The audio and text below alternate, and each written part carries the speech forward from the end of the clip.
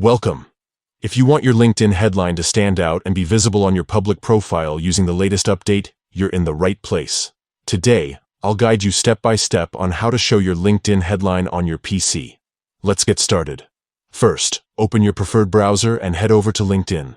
Make sure you're logged into your account so you can access all your profile settings.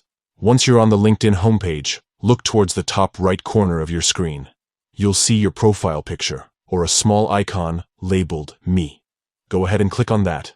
A drop-down menu will appear. From here, select View Profile. This will take you directly to your personal LinkedIn profile page, where you can see all your information, connections, and activity. Now, look for the section at the top right of your profile page, labeled Public Profile and URL. Next to this section, you'll notice a small edit icon, usually shaped like a pencil. Click on this edit icon to access your public profile settings. You'll be redirected to a new page where you can control what information is visible to people who aren't connected with you on LinkedIn. Here, scroll down until you find the option labeled Headline. With the latest update, LinkedIn now allows you to enable or disable the visibility of your headline on your public profile.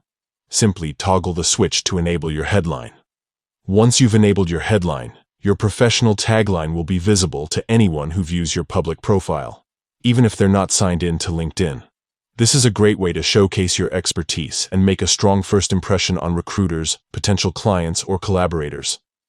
Before you finish, make sure to review your changes and confirm that your headline is now visible.